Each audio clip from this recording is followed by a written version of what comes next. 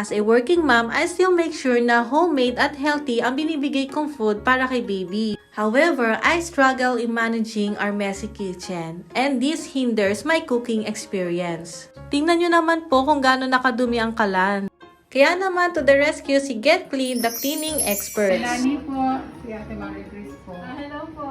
Pwede magpa-personalize ng cleaning service, and we chose the Kitchen Revive for a germ-free kitchen. Kahit matataas na sulok ay nilinis nila. Diyos ko, inuud na pala tong mga to. Pati ang kalan at countertop ay nilagyan nila ng pangtanggal ng kitchen grease. Ito talaga yung hindi ko nalilinis at delikado pala yan kapag puro langis ang inyong kitchen dahil pwede daw yan mag-cause ng sunog. Kaya mommies and daddies, tignan nyo na ang kitchen nyo kung puno ng langis. Ayan si ate, wala siyang pinalagpas na langis sa aming kitchen. Nakita rin nila ang pinakatago-tago na aming parte ng aming kitchen, ang likod ng ref.